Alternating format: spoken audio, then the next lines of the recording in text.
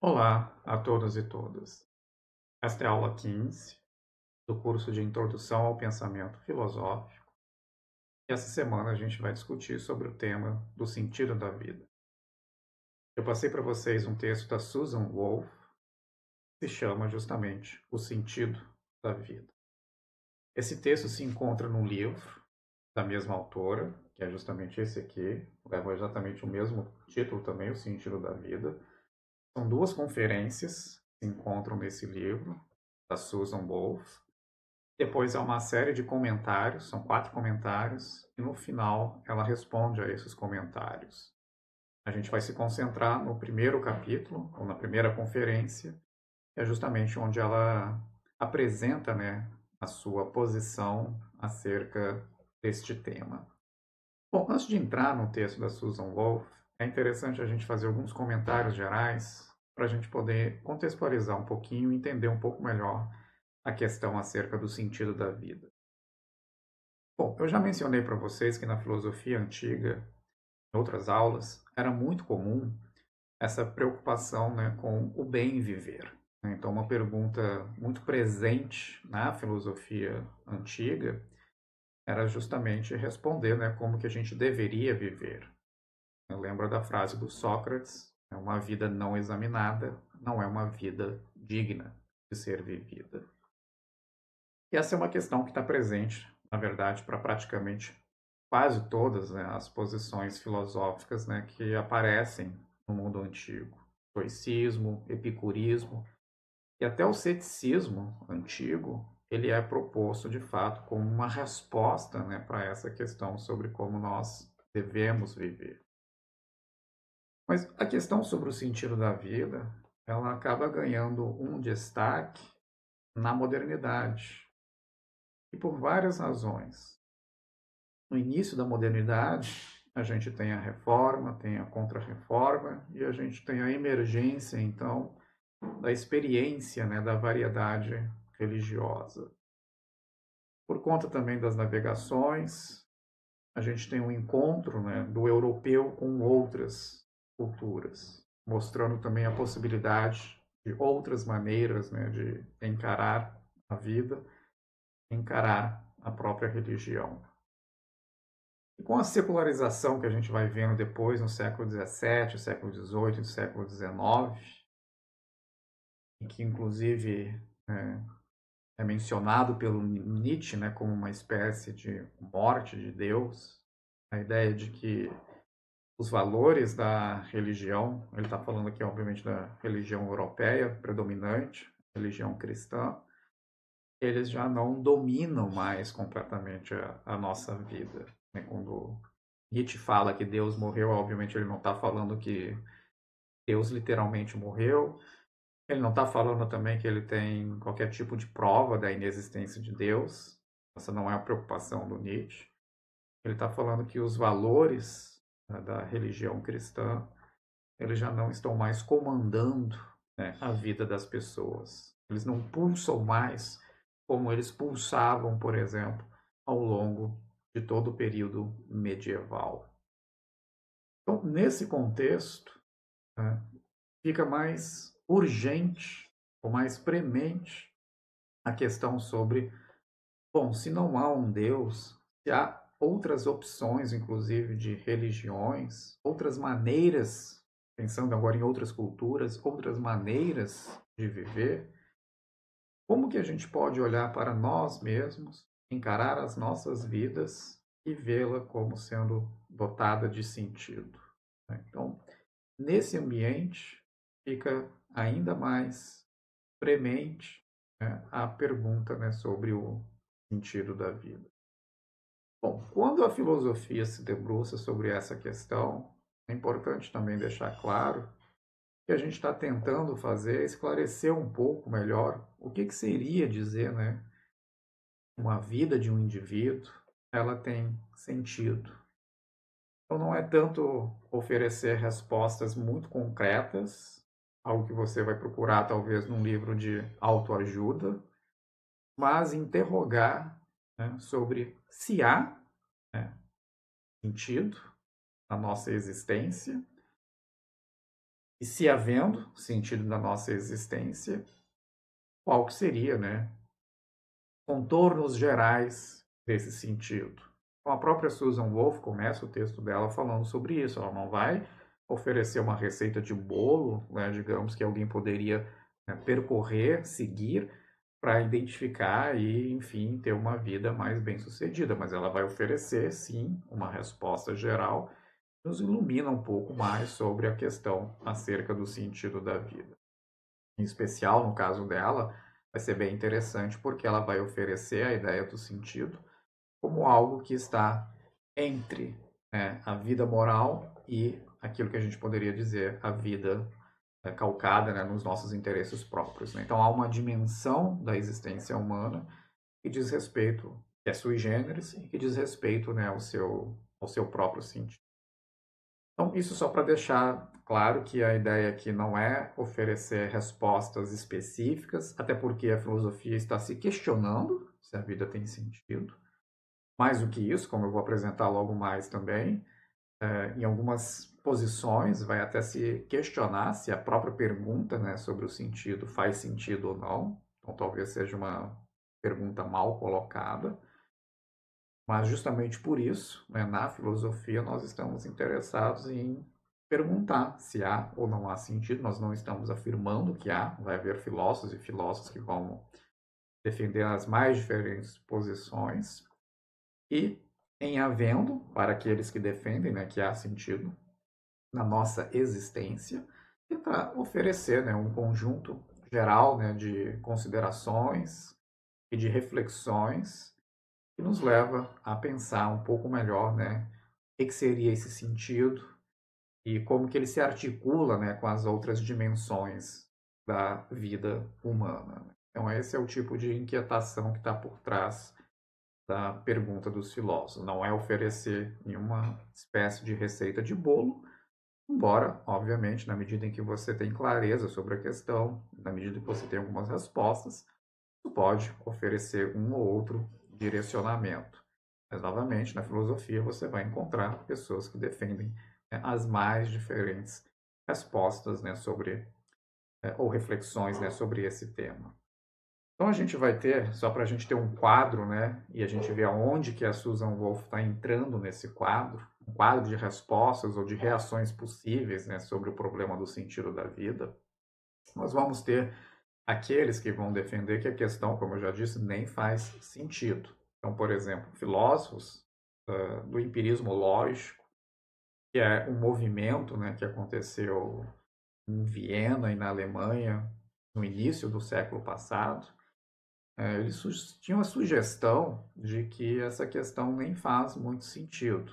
Isso tem a ver com o embate que eles, em geral, tinham em relação à própria metafísica, né? Que as questões metafísicas elas vão além daquilo do que a experiência, né, pode testemunhar e, portanto, elas não fazem muito sentido, né? Então, eles têm esse programa, né, empirista por trás, por isso mesmo é o empirismo lógico. Questões metafísicas, em geral, são questões que não fazem sentido, já que a nossa linguagem ela só faz sentido quando ela está dizendo algo acerca do mundo empírico.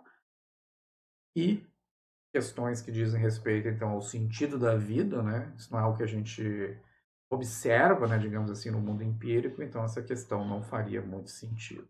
Então, eles têm suspeitas sobre a questão. Nós vamos ter posições normalmente são, né, rotuladas como nihilistas, né, que vão dizer que a vida não tem sentido algum. Schopenhauer é alguém que pode ser visto como afirmando, né, essa tese. Existencialistas também, ateus, os existencialistas ateus, como o Sartre e o Camus, por exemplo, também podem ser vistos como estando do lado dessa posição, né? A vida é absurda, a vida não tem sentido algum. E, bom, olhando do lado positivo, a gente vai ter aqueles que vão defender não, a vida tem sentido. E aqui a gente vai ter uma série de posições. A gente vai ter aqueles que vão dizer, olha, a vida tem sentido, só que esse sentido ele é de natureza subjetiva. Por exemplo, o Richard Taylor, ele defende isso. Inclusive, eu coloquei um texto dele na pasta para quem tiver interesse. Então, Basicamente aqui a ideia de que, olha, a vida tem um sentido, mas ela tem um sentido para mim, porque eu tenho um certo tipo de boa experiência com relação à minha própria vida, eu avalio ela como sendo uma boa vida, mas isso não significa que outra pessoa faria a mesma avaliação. Na verdade, essa é uma avaliação que só pode ser feita, né, do ponto de vista de cada um. Desde que eu esteja tendo uma vida frutífera aos meus próprios olhos, isso é suficiente para que a minha vida tenha algum sentido. A gente vai ter aqueles que vão dizer que a vida tem sim sentido e ela tem um sentido objetivo. Significa que ela tem um certo valor, não só para mim, mas ela pode ter um valor também para outras pessoas. Ou, na verdade, a partir de uma perspectiva que a gente chamaria de uma perspectiva impessoal, ou seja, uma vida examinada do lado de fora poderia ser vista como tendo sentido, né? Então, quem defende essa posição defende que a vida tem um sentido em algo que vai além de simplesmente ela parecer, né, ser frutífera, ser prazerosa, né, aos olhos, né, daquele que está, né, vivenciando aquela vida, né, como era a posição, por exemplo, do Richard Taylor. Bom, quem é que vai defender essa ideia, né, de que a vida tem um sentido objetivo? Aqui a gente vai ter uma nova bifurcação, porque aí tem também algumas variações. A gente vai ter alguém, por exemplo, como Tolstói, que vai dizer que a vida tem um sentido objetivo apenas porque Deus existe. E Deus garante, então, que a nossa vida tem um sentido objetivo. Curiosamente, é pela mesma razão, mas aí tirando a conclusão oposta, que alguns nihilistas, né, defendem que a vida não tem sentido.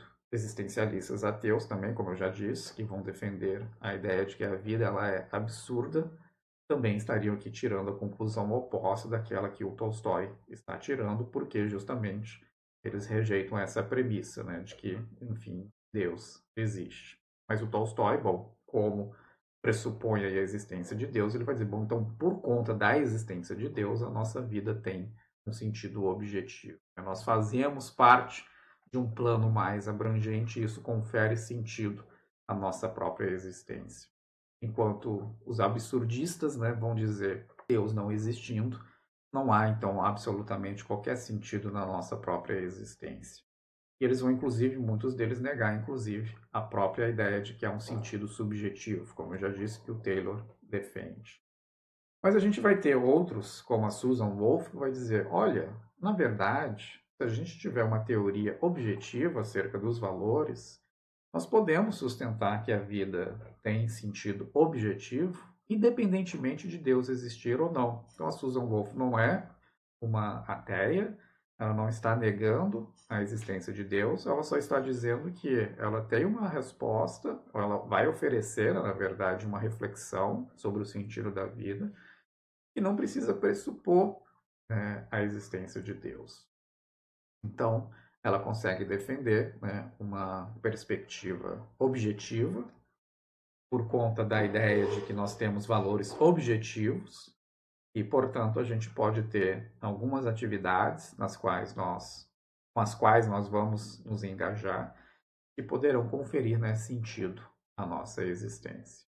Então, esse é o quadro, né, geral das posições, né? Tem aqueles que vão negar que a questão faça sentido, tem aqueles que vão dizer que a vida não tem sentido algum, tem aqueles que vão dizer que tem sentido, mas ele é meramente subjetivo, então só vale para aquela pessoa, aos próprios olhos dela mesma, e tem aqueles que vão defender que o sentido ele é objetivo. E aí a gente vai ter dois tipos. Aqueles que acham que só a existência de Deus poderia conferir, né, um sentido para a vida das pessoas, e vão ter outros que vão sustentar que não, que há um conjunto de valores objetivos, que algumas das nossas atividades elas são valiosas independentemente de nós mesmos, e na medida que nós estamos engajados nessas atividades, a nossa vida pode ser dotada de sentido. E essa é justamente a posição da Susan Wolf. Para quem tiver interesse, tem esse outro livro, que foi organizado pelo Desidério Murcho, né, Viver para Quê?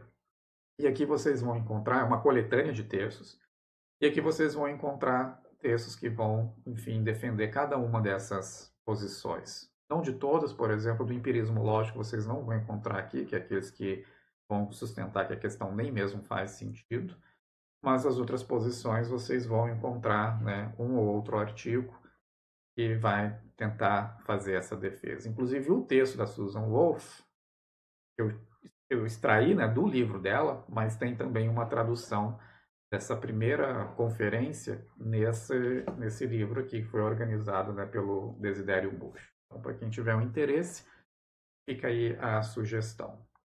Bom, entrando no texto da Susan Wolff, é interessante a gente notar aqui, bom, em primeiro lugar, são 5 sessões.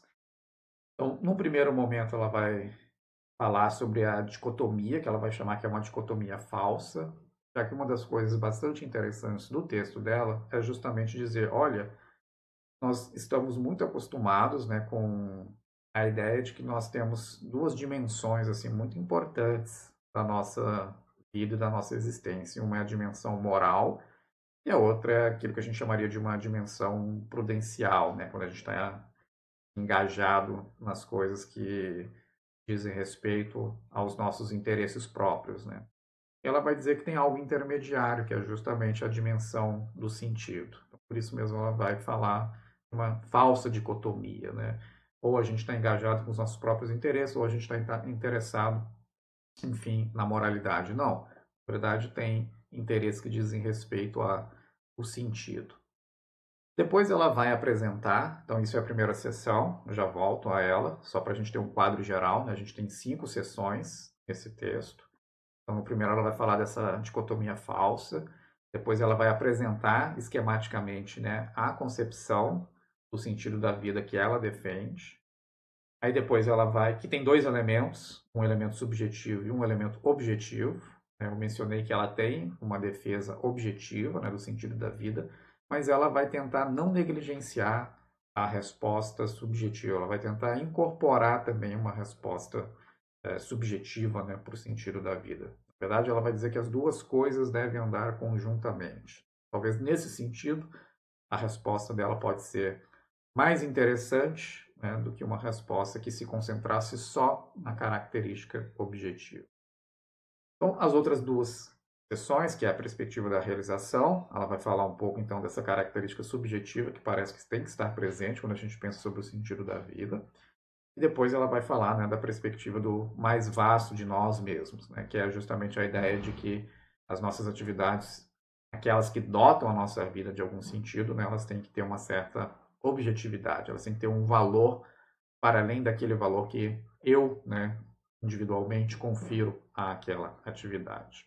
E aí, no final, na última sessão, ela vai apresentar, né, uma defesa da perspectiva da realização apropriada, né, que é justamente a defesa, né, da posição que ela está sustentando, onde, né, essa perspectiva subjetiva e essa perspectiva objetiva, né, elas andam conjuntamente. Bom, o que seria então essa falsa, né, dicotomia? Então, voltando aqui à primeira seção do texto. Bom, a falsa dicotomia, como eu já havia mencionado, ela diz respeito à ideia de que a nossa vida estaria, né, cindida, né, em duas áreas. Quando eu estou engajado, né, nos meus próprios interesses, ou então eu estaria engajado então em atividades morais, né? Então a minha vida ela estaria dividida, né? Quando eu penso nas razões práticas, né? Elas estariam divididas aí nesses dois meandros, ou razões prudenciais que diz respeito ao meu interesse próprio, ou razões morais, né? Que diz respeito à minha relação com o outro. E a Susan Wolff vai dizer isso parece ignorar um conjunto de razões que é muito amplo e que não parece se acomodar nem ao interesse próprio, nem às razões morais. Então ela vai dar, né, alguns exemplos. Quando, por exemplo, ela visita um amigo no hospital, ou quando ela ajuda, por exemplo, um amigo também a fazer uma mudança, nesses casos, parece que isso não é nem algo que possa ser lido à luz apenas de razões prudenciais, do interesse próprio, já que não é prazeroso estar, por exemplo, no hospital. Vamos supor que, inclusive, talvez ela tenha trauma com o hospital, porque algum parente, algum tempo atrás, faleceu e ela teve que passar muito tempo no hospital e era uma pessoa muito próxima, ela ficou muito traumatizada com isso. Então, voltar ao hospital agora é algo muito doloroso para ela, mas ela vai ao hospital visitar o seu amigo em função, né, do carinho, do cuidado que ela tem em relação ao seu amigo. A mesma coisa pode ser dita, enfim, da ajuda, né, que ela oferece a um outro amigo para poder, enfim, fazer a sua mudança. Também não é prazeroso, vai ficar com dor nas costas, carregando o móvel para lá e para cá, mas é algo que a pessoa ainda assim faria. Também não dá para acomodar isso, aparentemente, aos olhos da moralidade. Muito embora o amigo que não recebeu a visita, né, o que está lá hospitalizado, vamos supor que ele não recebesse a visita, ele pudesse ficar chateado, ou o amigo que está precisando de ajuda para poder fazer a mudança pudesse ficar chateado, né, se a pessoa não a ajuda. Não há como a gente dizer que a pessoa, né, o outro, teria a obrigação moral, seja de visitar, seja de ajudar, né, a fazer a mudança. Diz respeito mais a coisas que a gente espera ou não das relações de amizade, mas não é exatamente uma obrigação, né, da moralidade.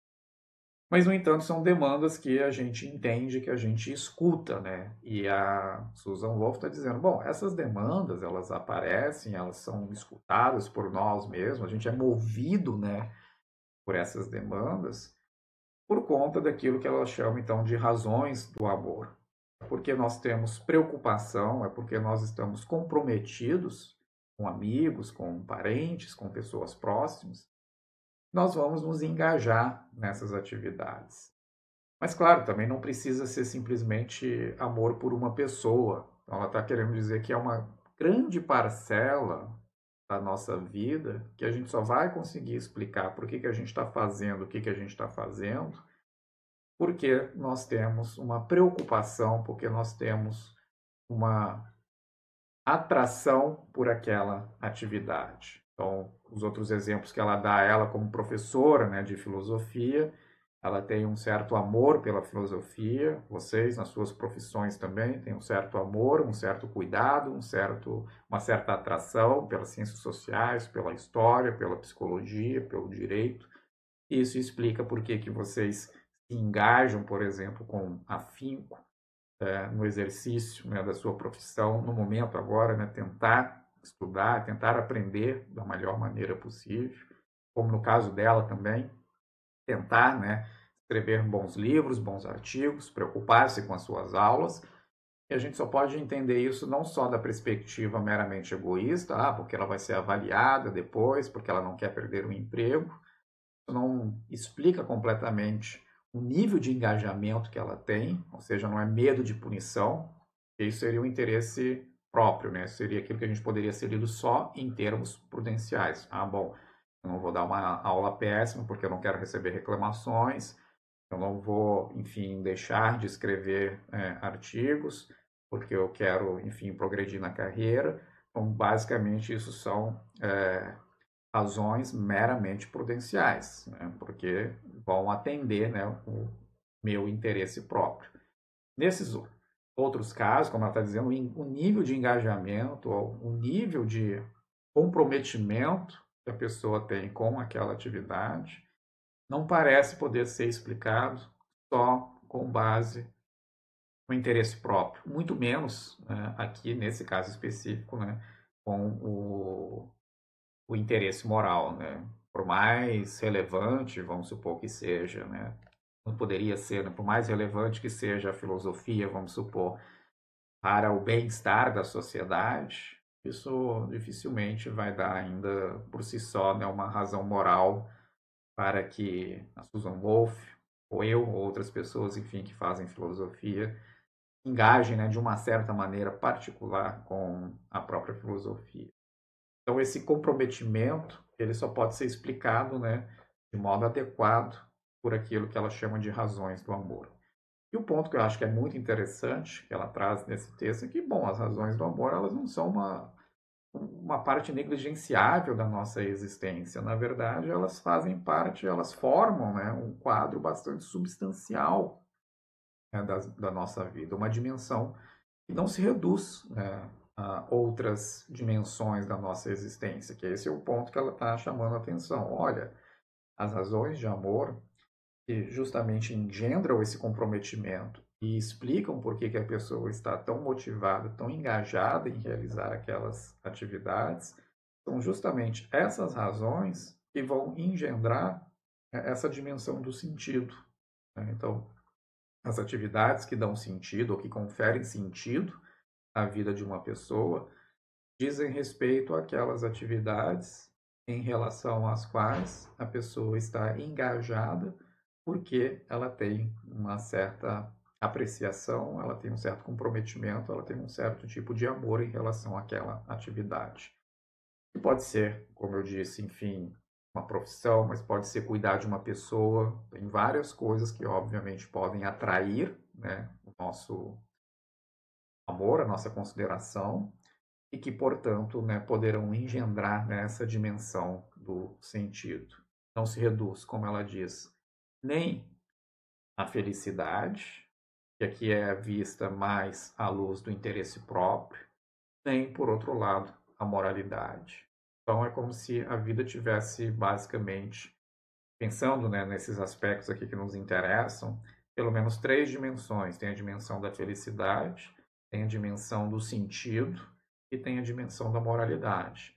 E a tese forte que a Susan Wolff está defendendo é que a dimensão do sentido não se reduz nem à felicidade, ou seja, você pode ter pessoas felizes, como ela vai defender na próxima sessão, pessoas felizes que ainda assim sentem um certo vazio, um certo tédio em relação à vida delas mesmas. E também podemos ter vida de pessoas, enfim, que são plenas moralmente. Vamos supor, né? Enfim, obviamente não existe isso. Todo mundo eventualmente vai ter os seus percalços morais, mas de qualquer modo podemos ter vidas que mais proximamente, né, se aproximam de algum ideal de moralidade, mas que mesmo assim poderiam estar vazias de sentido. Então essa é a ideia que ela está chamando a atenção. O sentido ele não se reduz nem à felicidade nem à moralidade. Isso é explicado pelo fato de que as razões que nos motivam a nos engajar em determinados tipos de atividades, elas não se reduzem às razões do interesse próprio e nem às razões morais. Tem as razões do amor, que justamente vão engendrar, então, essa dimensão do sentido. Então, como ela vai dizer na página 29, né, grosso modo, quero defender a tese de que agir de um modo em que positivamente nos entregamos a um objeto meritório de amor pode ter plena justificação, mesmo que não promova maximamente o bem-estar do agente ou o bem do mundo, imparcialmente considerado. Seja justamente essa ideia intermediária, né? O sentido ele não se reduz nem à felicidade, ao bem-estar do agente, nem, né, à moralidade, que seria o bem do mundo, né, imparcialmente considerado. Bom, vamos ver agora qual que é a concepção do sentido da vida, né, que ela vai oferecer. Nesse momento até agora, ela só falou que ela está oferecendo algo intermediário entre a felicidade e, né, a moralidade. Qual que é, né, a concepção, né, de uma vida dotada de sentido? O que é que faz com que, ao examinar, né, a nossa própria vida, ou eventualmente examinar, né, a vida de uma outra pessoa, a gente possa dizer que a vida dessa pessoa, né, ela é dotada de sentido? E aí, em termos gerais, ela vai dizer, olha, duas coisas precisam estar presentes. Ela vai dizer que, num certo sentido, a concepção que ela vai defender tem de envolver, sim, né, elementos subjetivos. Até porque ela está nos dizendo, né, que nós somos movidos em grande medida por razões do amor, e razões do amor, elas dizem respeito, né, à dimensão subjetiva, né, o amor que está envolvido o nosso engajamento com uma série de atividades, ele envolve, né, uma série de atitudes, né, proativas com relação ao objeto do amor, né, um cuidado, um comprometimento. Isso tudo são atitudes e sentimentos da ordem, né, subjetiva. Mas, ao mesmo tempo, ela vai dizer, olha, o sentido de fato, ele vai emergir, não só porque a gente vai se engajar, né, com coisas que nós gostamos, mas também para que a gente não fique então com uma posição puramente subjetiva, mas também quando o objeto do nosso amor, do nosso comprometimento, ele é algo que é meritório, ou seja, é algo que tem um valor que é independente de nós mesmos. Então essas duas coisas precisam estar presentes, né? Eu preciso ter esse engajamento através então do meu comprometimento com uma determinada atividade, lecionar filosofia, cuidar de uma outra pessoa e assim por diante. Mas não basta isso. Não basta que eu goste daquilo que estou fazendo. É fundamental também, né, que essa atividade seja uma atividade que seja meritória, não só aos meus olhos, mas que seja meritória, né, independentemente do fato, né, de que eu tenho um apreço, de que eu tenho, né, um comprometimento com essa atividade. Então essas duas coisas precisam estar conjuntas. E mais do que isso, né, eu tenho um certo sentido. Meu apreço por aquela atividade, em parte, ele resulta do fato de que eu reconheço que aquela atividade ela tem, né, um valor independente de mim mesmo. Então esse é um caso em que o componente subjetivo ele vai se conectar com o componente objetivo de maneira, né, adequada. Então, nessa segunda sessão, basicamente ela está fazendo essa afirmação, né? Uma vida dotada de sentido, ela tem que ter esses dois componentes.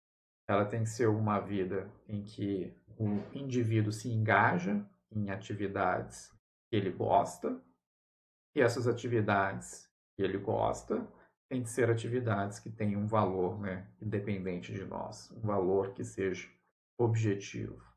Quando esses dois componentes estão presentes, então a gente pode dizer que uma vida é dotada de sentido. E uma vida, então, que tem esses dois componentes, ela é dotada de sentido, né? Como ela vai dizer no finalzinho dessa sessão, né? Uma vida dotada de sentido, ela é realizada amando objetos que o merecem e nos entregando a eles de maneira ativa e positiva.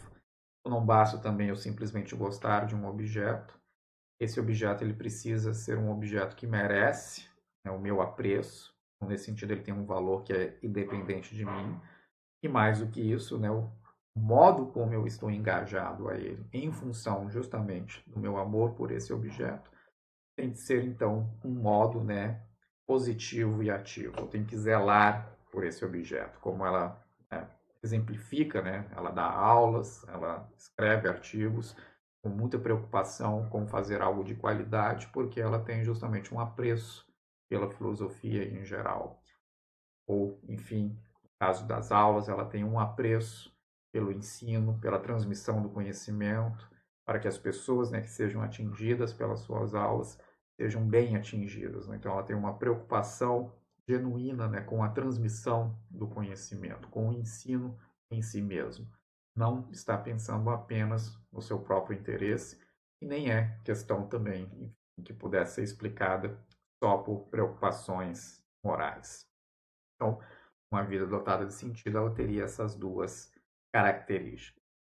Aí ela vai começar, então, na terceira sessão, né, falar um pouquinho mais sobre a característica subjetiva, que ela vai chamar, então, de perspectiva da realização, e na sessão seguinte ela vai trabalhar, né, o componente objetivo.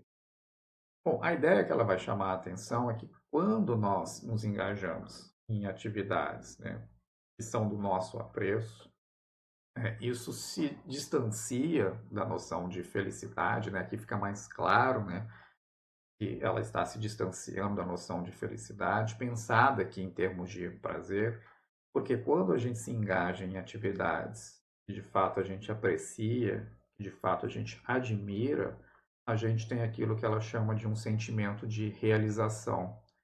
Esse sentimento de realização que é justamente aquilo que vai conferir, né, um certo sentido para as pessoas que estão engajadas, então, nas atividades, né, que elas apreciam e que elas admiram.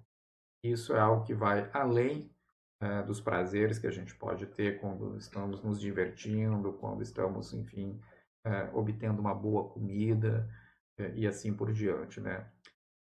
Você pode até imaginar, como ela sugere, né, uma pessoa tem vários prazeres ao longo do dia, mas que ainda assim se sente, né, vazia, se sente incompleta, se sente entediada. E esse tédio, esse vazio, essa alienação, elas vão ser só suprimidas quando a pessoa se engaja numa atividade em relação à qual ela tem um apreço, uma admiração, um, uma conexão, justamente porque ela ama aquela atividade. Pode ser, novamente, não precisa pensar sempre em termos profissionais, poderia, enfim, ser alguma espécie de hobby, poderia ser também cuidar de uma pessoa, cuidar de várias pessoas. Várias atividades que a gente pode imaginar são objetos, né, de comprometimento, de amor, de cuidado, e isso vai engendrar esse sentimento de realização que não se confunde, então, com simplesmente ter prazer. Então, esse é o caráter subjetivo, né, que precisa estar presente para que a pessoa tenha uma vida dotada de sentido, mas que ao mesmo tempo não será suficiente. E a gente vai ver isso logo mais no finalzinho dessa sessão, quando ela introduz, né, o Sísifo modificado. Mas ao mesmo tempo ela já vai chamando a atenção como que essa característica, né, subjetiva, ela por si só não poderá ser, de fato, a resposta, né, para o problema dela.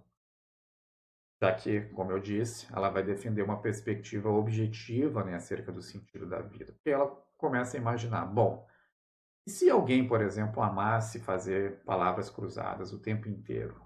Ou sudoku, né, como ela coloca, ou gamão, né? Vamos imaginar que alguém gosta de jogar gamão o dia inteiro, ou fumar a Evra, né, como ela diz também no texto, o dia inteiro, ou simplesmente ficar fazendo cópias, né, do Dom Casmurro o dia inteiro, ou que a gente tenha pessoas, né, que adorem fazer isso e passem o dia fazendo isso.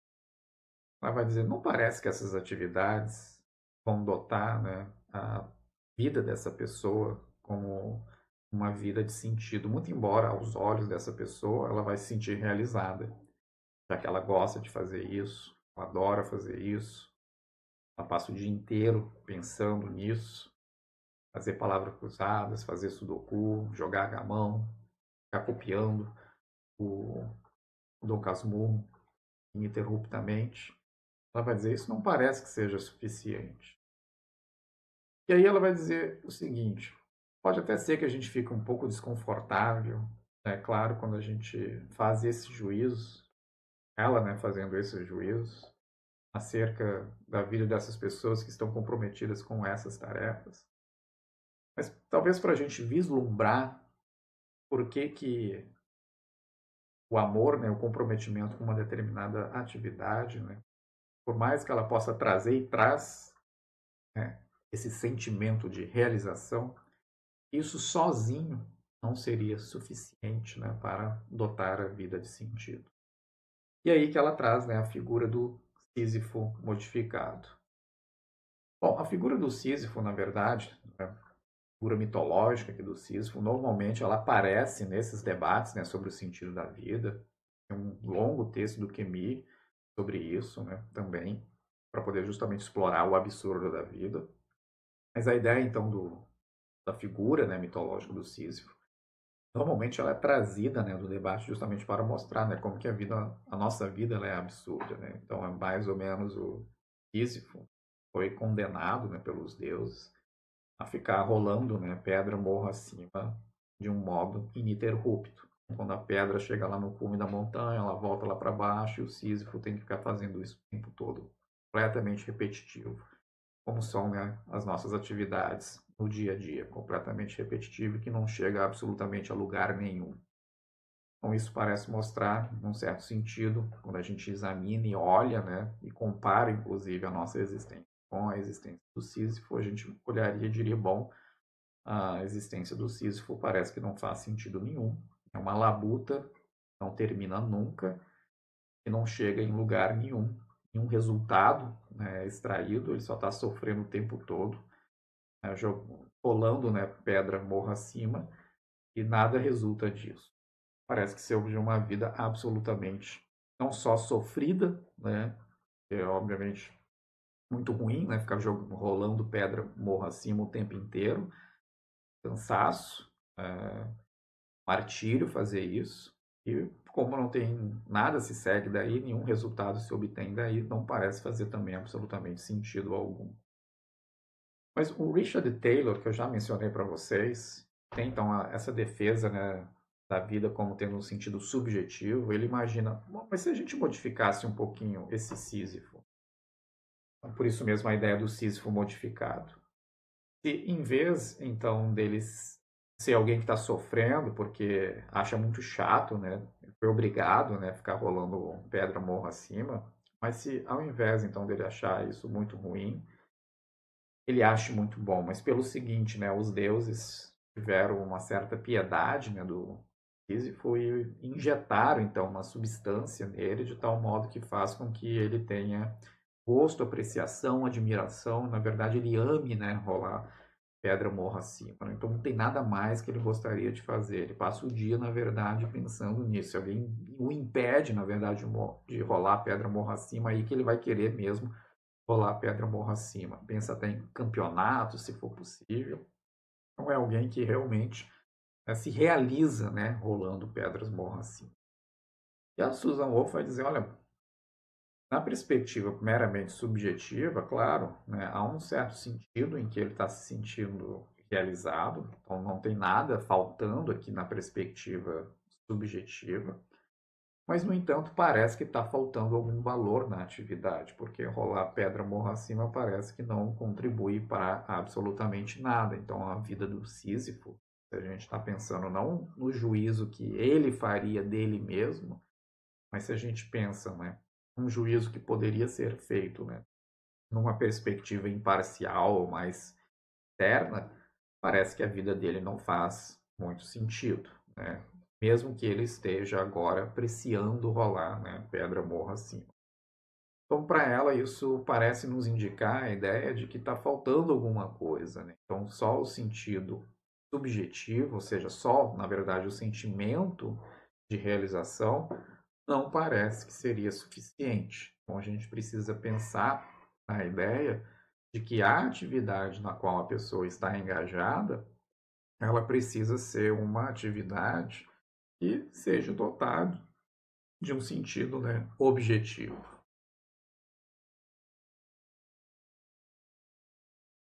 E aí a gente entra, então, na quarta seção do texto, que é justamente a ideia, a defesa, né, de que há essa dimensão objetiva, né, de algumas atividades.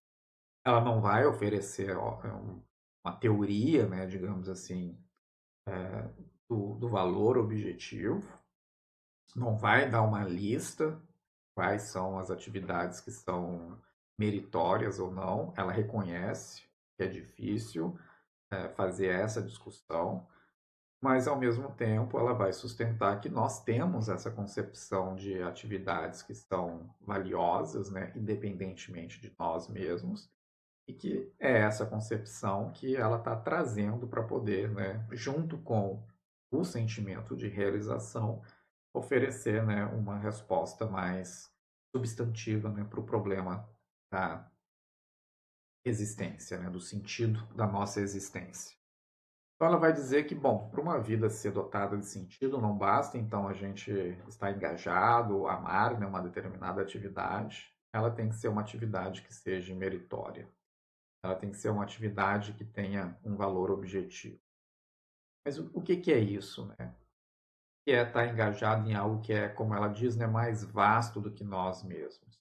Isso pode ser lido de diferentes maneiras, né? Ela vai dizer, olha, mais vasto do que nós mesmos, tem até algumas metáforas, né, que aparecem às vezes, metáforas temporais, né, metáforas espaciais, né? Todos vocês já devem ter visto aqueles vídeos que vão mostrando, né, o planeta Terra, depois o sistema solar, depois a galáxia, assim por diante, para dar uma certa noção da nossa pequenez, né, da nossa insignificância, do ponto de vista espacial. Do ponto de vista temporal, a mesma coisa também, se a gente pensa, né, a nossa existência é uma fração, né, da existência da Terra, que por sua vez é uma fração da existência do universo e assim por diante.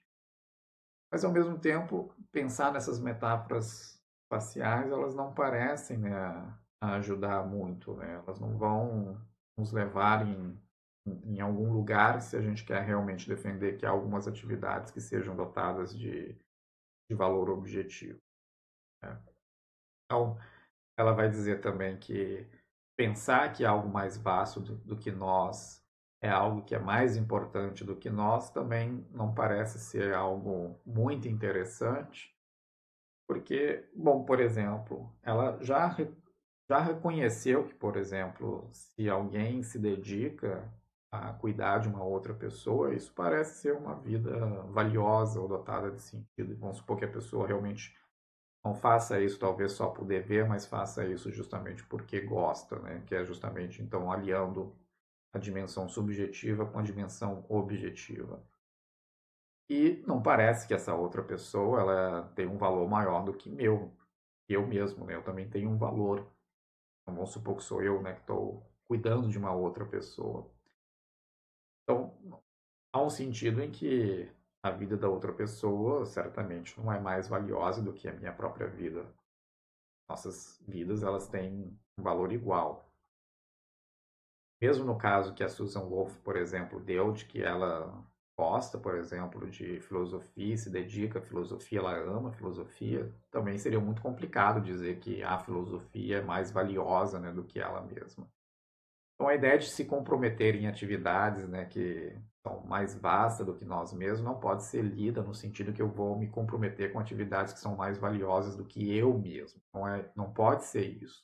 Essa não seria uma resposta interessante. Tanto não faz muito sentido dizer que uma atividade como filosofia ou como sociologia é mais valiosa do que uma pessoa, como nos casos em que você está cuidando de uma outra pessoa, a outra pessoa também não é mais valiosa do que você mesmo. Então, a ideia que ela vai dizer, quando a gente se compromete numa atividade, né, que ela vai dizer que é, num certo sentido, é mais vasta do que nós mesmos, que é isso que parece que dá sentido, né, para a nossa existência. Está querendo dizer com isso é que essa atividade ela tem um valor que vai além do simples fato de que eu tenho um apreço por ela, ou seja, é algo que está fora de nós, como ela diz. O valor dessa atividade independe de nós, ou da pessoa em particular, né? Ela sente que esse valor está fora dela mesma. E é isso justamente que não ocorre com empurrar pedras, fazer sudokus, jogar gamão. Parece que essas atividades só são valiosas na medida em que as pessoas, né, que estão fazendo essas coisas gostam daquilo. Parece que isso tenha um valor que seja independente das pessoas que estão engajadas em fazer aquilo. Já a vida de alguém que se dedica a cuidar de uma outra pessoa, a fazer a medicina, a exercer a medicina, a dar aulas, ou também um jogador de basquetebol ou de futebol, como ela coloca também no caso do basquete, parece que essa vida ela está engajada em algo que vai além dela mesma, né? O valor dessas atividades é em grande medida independente daquela pessoa em particular. E aí, com isso, ela vai sustentar a ideia de que justamente que há essas atividades, ela não vai dar uma resposta de quais são elas, mas que a gente tem um certo senso que algumas das atividades nas quais nós nos engajamos têm um valor objetivo, e se nós temos a sorte, enfim, de vir a gostar de uma dessas atividades, nos comprometermos ativa, né, e positivamente com relação a essa atividade, então, nós temos uma vida, né, nesse caso, que de fato é dotada de sentido. Não é como a do Sísifo modificado, estaria então se realizando, mas com uma atividade que não parece conferir sentido à sua existência.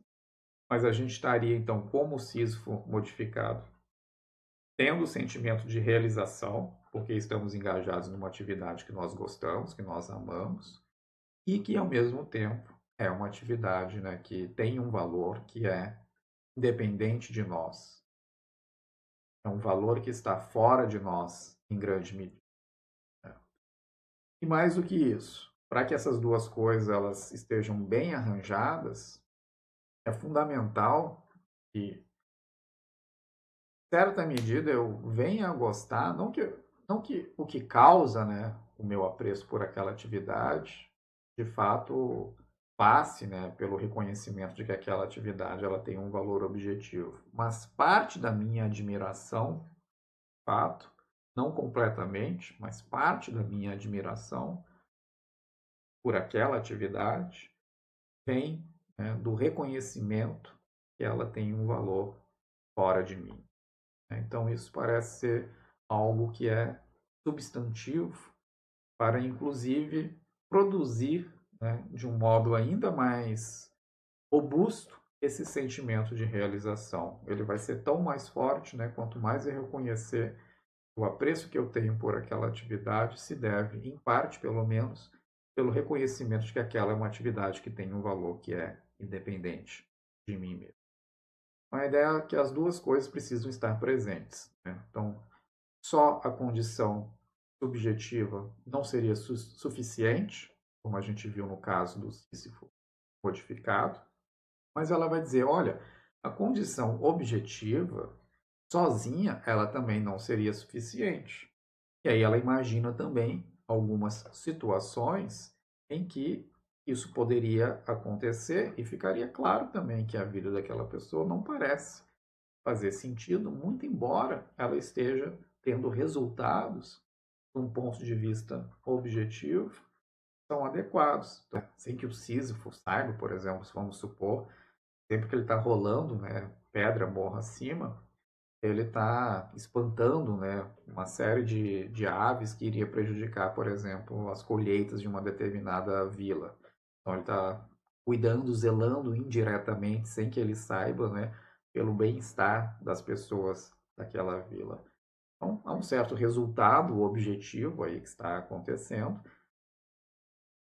Uma perspectiva imparcial, a gente poderia dizer, ó, essa atividade de rolar pedra morro acima, ela tem um valor independente, já que está contribuindo, né, para o bem-estar de uma comunidade, mas a vida do Sísifo não faz sentido apenas por conta disso, né, já que a dimensão subjetiva não está presente por conta da dimensão objetiva. Aqui a gente está pensando, inclusive, no Sísifo modificado. Ele está se sentindo realizado, porque ele está rolando pedra morro acima.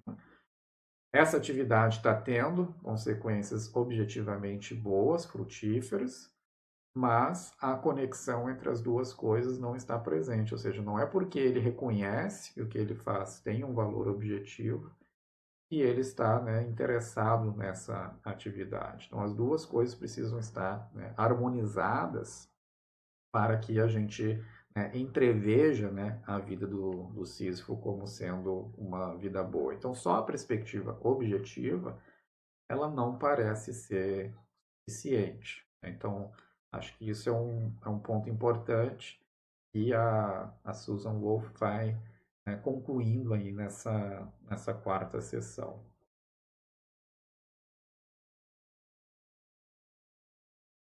Finalmente, no finalzinho dessa sessão, a Susan Wolf, ela vai inclusive também pensando nesse Sísifo modificado, ela vai questionar a ideia para ela justamente porque ela acha que há essa conexão, ou seja, esse sentimento de realização, ele é muito mais forte quando a nossa admiração pela atividade se deve ao reconhecimento, né, do valor independente que essa atividade tem. Então, com base nisso, ela inclusive vai questionar no finalzinho dessa sessão a ideia de que esse Sísifo modificado, ele realmente, né, no sentido substantivo, se sente realizado, né, rolando, né, as pedras morro acima. Pode até sentir, ele ele certamente vai sentir um certo bem-estar, ele foi modificado justamente para poder sentir, né, um certo prazer, mas a ideia que ela está tentando sugerir, mas a noção mais robusta de se sentir realizado, não se sentir vazio, não parece que seja uma que a gente aplicaria a esse Sísifo modificado, porque para ela o que aconteceu com esse Sísifo é o seguinte: parece que ele foi envenenado para ficar iludido o tempo inteiro, já que ele está vendo como tendo valor uma atividade que não tem. Né? Ele vê essa atividade de rolar pedra morro acima como tendo sentido, quando no fundo ela não tem nenhum. Então, na verdade, ele foi enganado para se iludir o tempo inteiro. Ou, inclusive, talvez essa substância que foi colocada, né, nas veias, no sangue do Sísifo, ela tornou ele, inclusive, menos inteligente, de tal modo que ele está incapacitado de perceber, né, o tédio e a futilidade da sua própria existência nessa atividade que não tem nenhum valor independente. Então, para ela, justamente porque a realização no seu sentido mais robusto deve, pelo menos em parte, ao reconhecimento de que a sua admiração por uma determinada atividade advém, né, do reconhecimento que essa atividade tem um valor independente, não parece que o Sísifo tenha essa realização plena, ainda que ele possa, obviamente, ter prazer, já que ele foi modificado, né, para ter prazer. Outro ponto que ela não chega a mencionar, mas que pode ser mencionado nesse caso, e que parece estar presente também nessas discussões sobre o sentido da vida, é que o Sísifo ele foi programado, né, em certo sentido, para gostar daquela atividade. Então parece que a autonomia dele foi completamente violada. Parece fazer parte também da ideia que a gente tem, né, de uma vida dotada de sentido. E para além, claro, do sentimento de realização, para além do fato da atividade na qual nós vamos nos engajar, que ela tem algum sentido independente de nós, e nós temos alguma liberdade, né, para nos direcionar para essa ou aquela atividade, que é algo que não aconteceu no caso do Sísifo. Então, a ideia de que a sua autonomia foi completamente suprimida também parece estar no pano de fundo, né, do reconhecimento de por que a sua vida parece ser completamente vazia de sentido. Bom, e aí na última sessão, ela vai fazer uma defesa, né, dessa posição. Agora que ela já falou do elemento subjetivo, já falou do elemento objetivo, já falou do modo como esses dois elementos estão relacionados, né, concatenados, né, lembrando aqui de novo, você precisa de ter o sentimento de realização. O sentimento de realização você tem com a sua entrega, né, ativa e amorosa a determinados projetos, mas isso por si só não é suficiente. Essa entrega a projetos, atividades, tem de ser a projetos e atividades que sejam meritórios. Agora você tem o segundo elemento, né? O elemento que é o elemento objetivo. E mais do que isso, a conexão entre as duas coisas, né? Não pode ser meramente acidental, como no caso em que o resultado, né, positivo se deve a algo que eu nem mesmo vislumbro. Né? Então, quando, por exemplo, o nosso Sísifo rola, pedra morra acima e elas têm uma consequência positiva, mas não é por isso que ele está rolando pedra morra acima. Não é porque ele quer ajudar as pessoas da vida. Na verdade, ele não tem nenhuma noção que ele está ajudando as pessoas de uma determinada vila quando ele faz isso. Então, a conexão tem que estar presente, ou seja, é porque eu reconheço que uma atividade é meritória, que eu tenho um certo apreço, que eu tenho uma certa consideração e comprometimento por aquela atividade que tem, então, um valor independente de mim mesmo. Mas aí o que é interessante nessa última sessão é que ela vai se perguntar, mas por que a gente se preocupa com isso? Né? Por que essa preocupação com atividades que têm um valor independente de nós mesmos? Né? Qual que é o interesse disso? Por que a gente não pode ficar só com uma perspectiva, né? Como a do Taylor, né? Que vai se concentrar só na realização subjetiva, né? E, bom, basta que você faça aquilo que goste, que você se sinta realizado, isso é suficiente para que você tenha, então, um valor subjetivo, né? Ou um sentido subjetivo, né, para a sua existência. Por que é essa preocupação? Claro, aqui eu estou botando a posição da Susan. Eu sei que alguns de vocês podem não ter ido junto com a Susan nos vários juízos que ela fez, né? Quando ela diz que, por exemplo, ficar fazendo sudoku, ficar fazendo gamão, ficar, enfim, fumando erva o dia inteiro, que essas atividades não têm um valor independente daquelas pessoas, estão engajadas nessas atividades, e que tem outras atividades, enfim, que têm um valor que é independente. Pode ser que muitos de vocês não comprem essa segunda tese, né? Que tem atividades que sejam valiosas e dependentes. Mas ela está tentando mostrar várias situações que nos levam a pensar, bom, mas parece que tem algumas situações em que há algo, né, mais vasto do que nós, né? Isso não é tão facilmente negligenciável assim. Mas aqui nesse momento ela vai oferecer algumas considerações interessantes para alguns de vocês que ainda não se moveram, né, por essa ideia. Pode continuar não se movendo, não tem problema nenhum, mas ela tem algumas considerações interessantes para quem acha que não há, né, atividades que tenham um valor fora de nós. O que ela vai dizer? Por que a gente se preocupa tanto com isso? Ela vai dizer, olha, nós temos, de fato, todos nós, parece que a gente se preocupa em ter uma certa avaliação positiva de nós mesmos. Quando nós temos esse tipo de preocupação, parece que, ou seja, eu gostaria de ver a minha vida como sendo uma vida dotada de sentido. Eu tenho uma preocupação de que a minha vida seja vista como sendo dotada de sentido. Nós temos essa preocupação. E essa preocupação, em grande medida, ela se deve justamente pelo fato que nós temos uma preocupação que o outro reconheça que a nossa vida ela é dotada de sentido.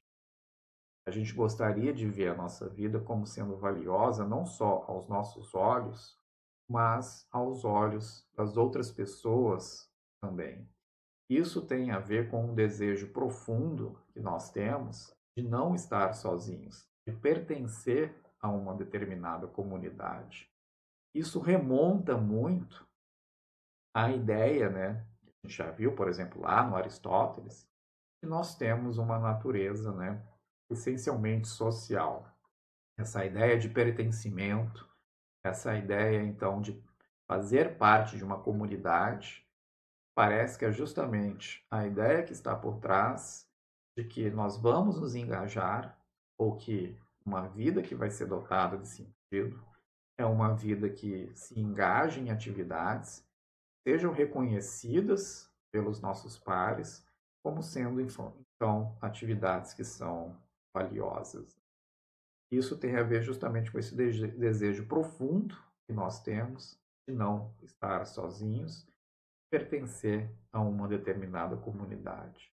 Mas parece que justamente vocês poderiam dizer, mas então basta que a gente, enfim, considere, né, sempre só aquelas atividades que são vistas, né, ou bem vistas, né, aos olhos dos nossos pares.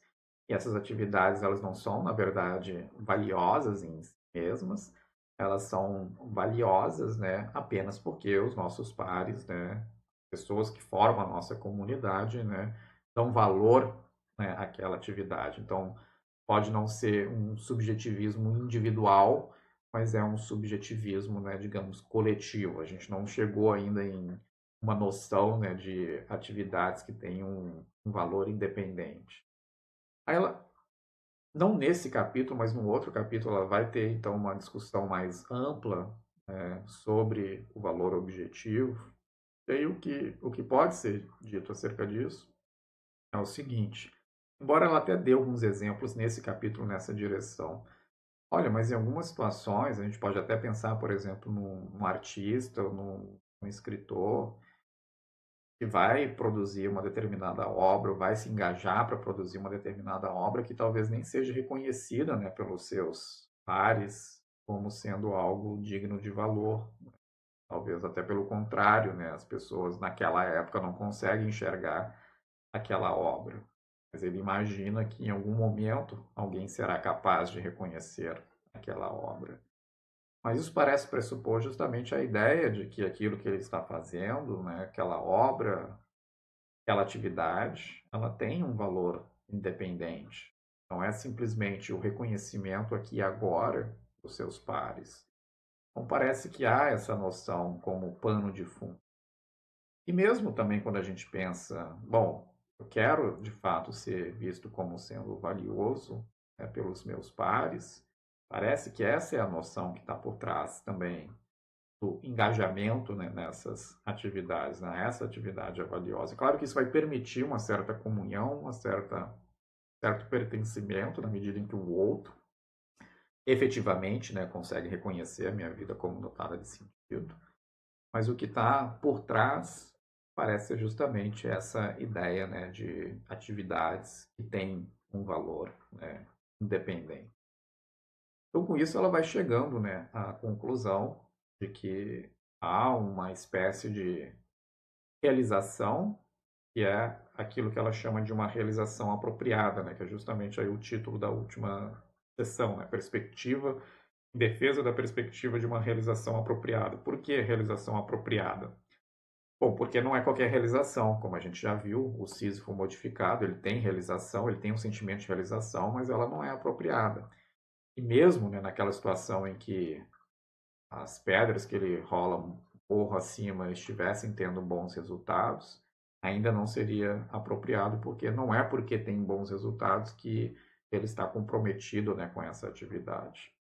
Então, a perspectiva da realização apropriada é a perspectiva que vai dizer que, bom, o indivíduo ama uma determinada atividade e essa atividade, ela é meritória, ela tem um valor independente. E é porque ele reconhece esse valor independente, em grande medida, é porque ele reconhece esse valor independente, que ele tem esse comprometimento, ele tem esse apego, ele tem, né, essa afeição por essa atividade.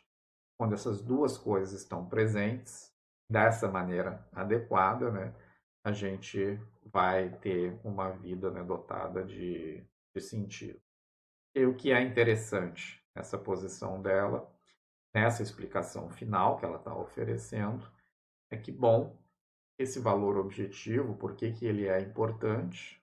Eu acabei de mencionar, e é importante justamente porque nosso comprometimento com atividades que têm valor independente é justamente o tipo de comprometimento que parece fazer com que a nossa vida seja vista, né, aos olhos de outras pessoas como sendo, então, uma vida dotada de sentido.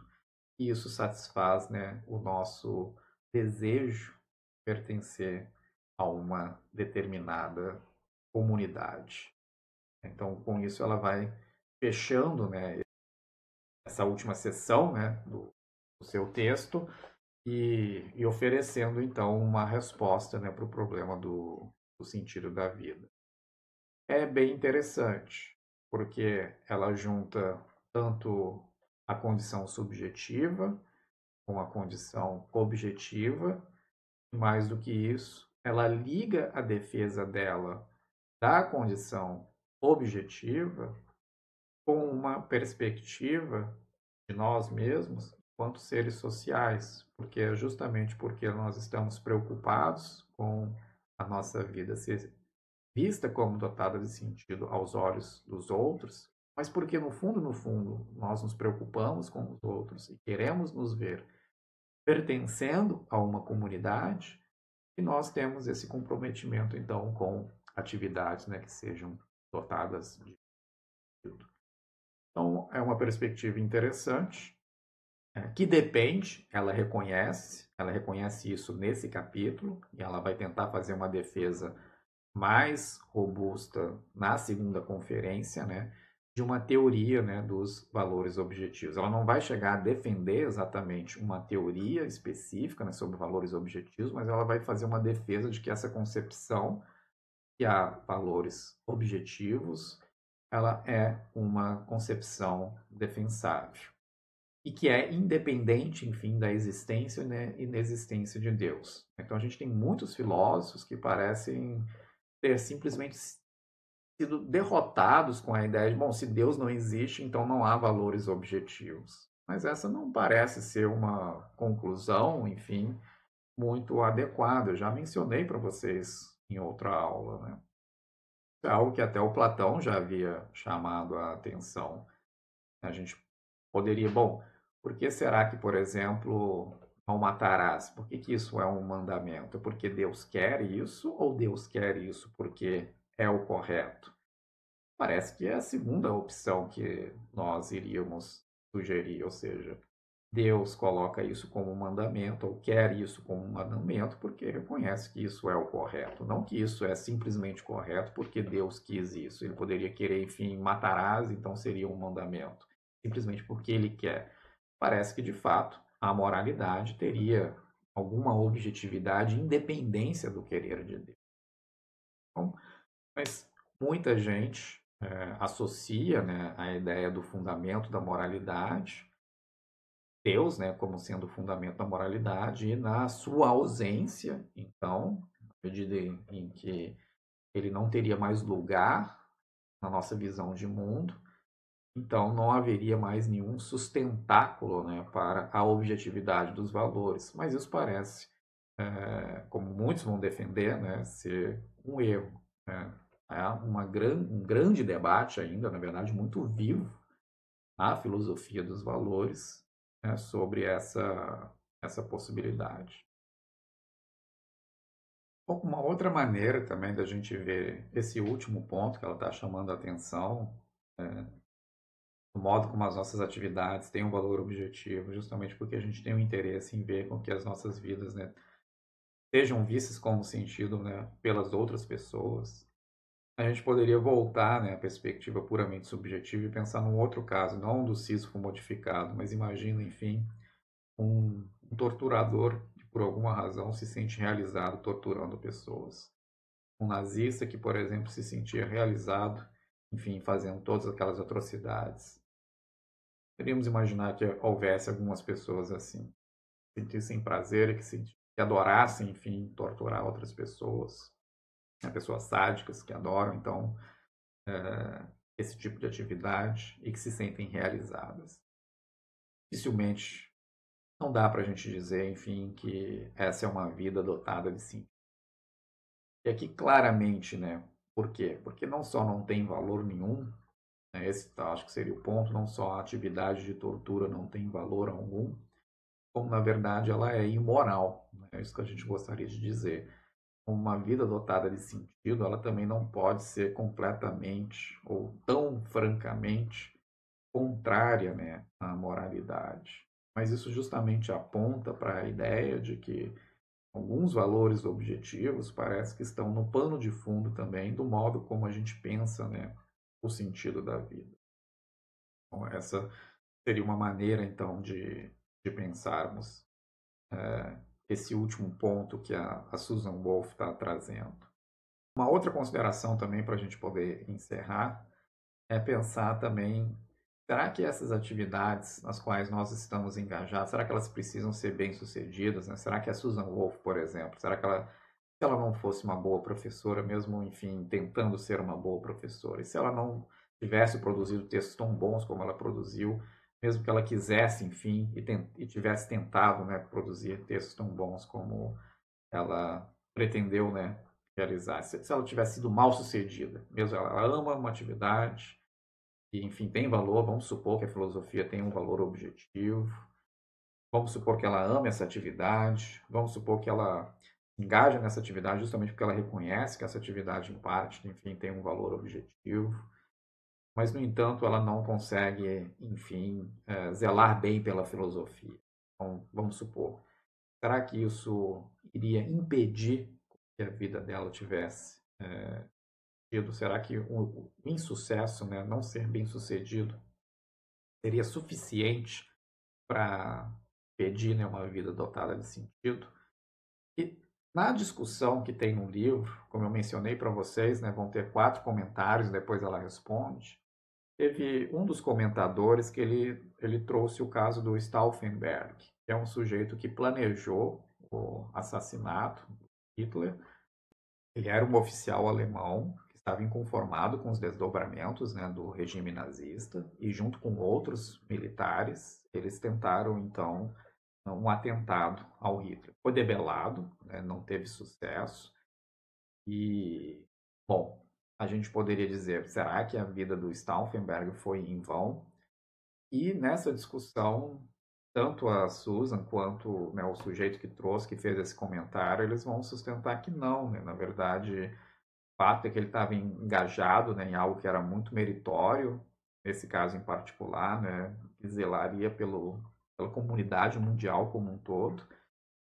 Mesmo que ele não tenha obtido sucesso, isso parece ter sido suficiente, né, para que durante esse momento aquilo tivesse muito sentido. E mesmo depois, né, o significado dele ter lutado pelo bem-estar das pessoas, tentado resgatar também uma imagem melhor da Alemanha, para que pelo menos passe a imagem que não era todo mundo que estava, enfim, comprometido, né? Mesmo entre os militares, não era todo mundo que estava comprometido, ou simplesmente se deixando levar, né?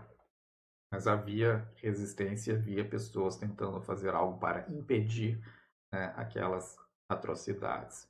Então, isso seria suficiente para que a gente visse, né, mesmo que tenha sido mal sucedido, o engajamento com aquela atividade foi suficiente, né, para dotar, né, pelo menos durante aquele período, a vida daquele indivíduo, das outras pessoas que estavam ali envolvidas também como sendo dotadas de sentido.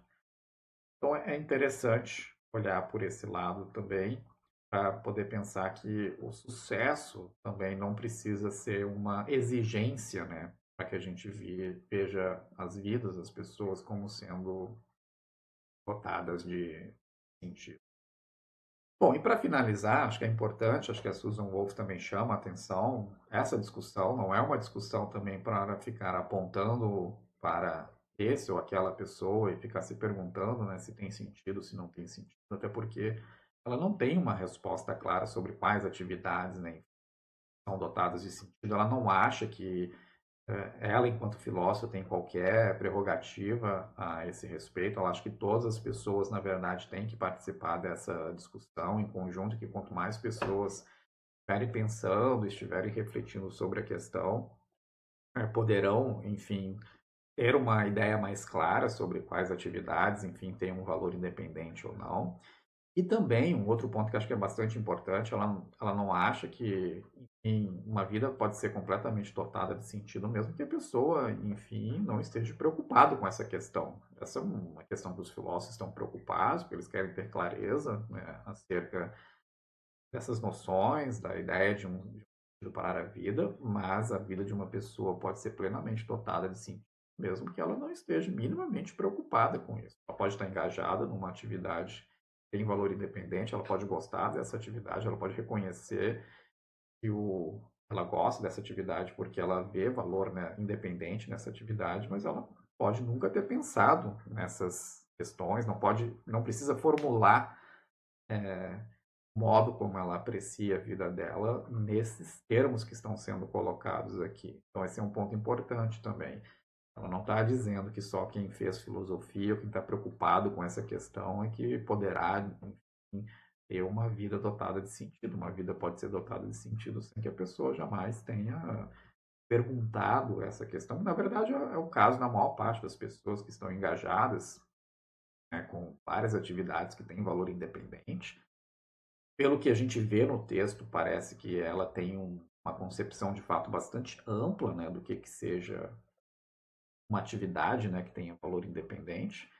Então, a consequência é que justamente a maior parte de nós tem vários momentos, né, vidas que são valiosas nesse sentido.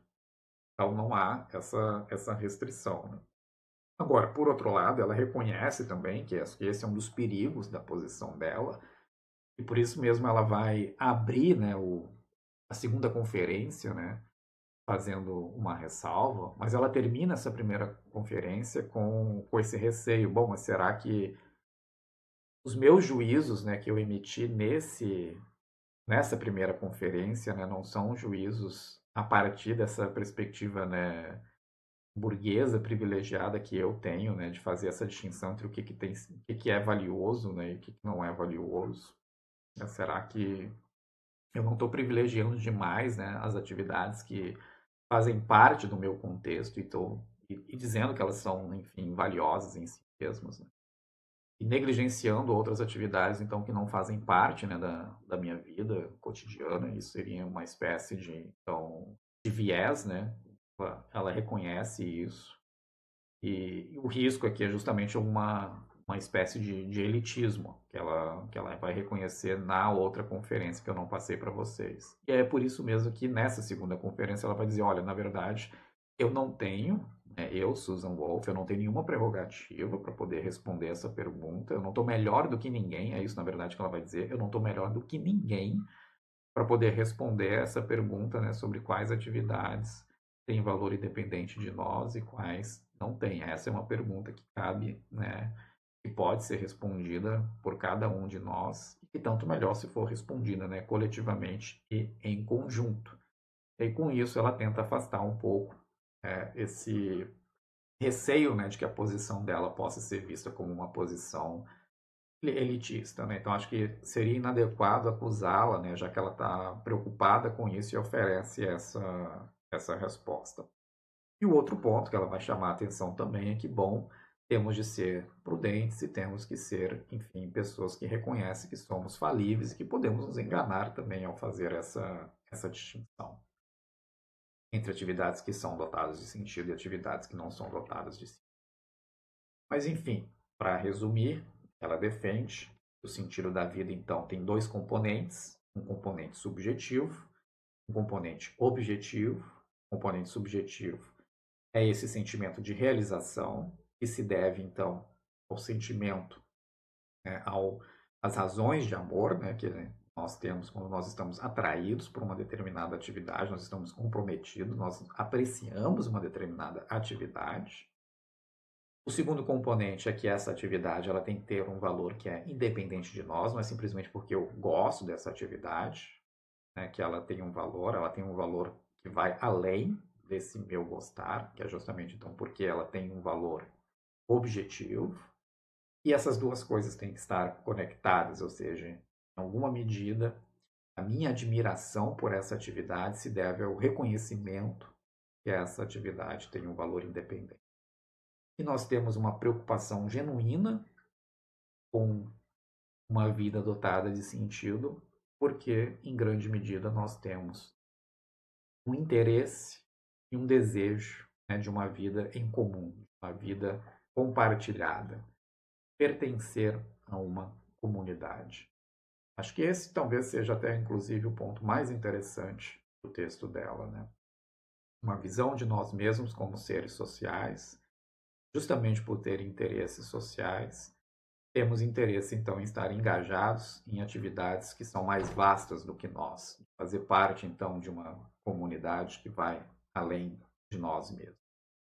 Bom, acho que é isso. Como eu já disse para vocês, essa é uma das posições no debate. Há outras posições. E fica novamente aí a sugestão, né, do livro, que é uma coletânea, né, organizada pelo Desidério Murcho, Viver para Quê?, onde vocês podem encontrar, então, artigos que vão defender outras posições sobre o debate. Espero que tenham gostado do semestre. A gente se encontra em breve para poder fazer a discussão dessa aula e de alguns outros temas também. Bom, bons estudos e a gente se vê em breve.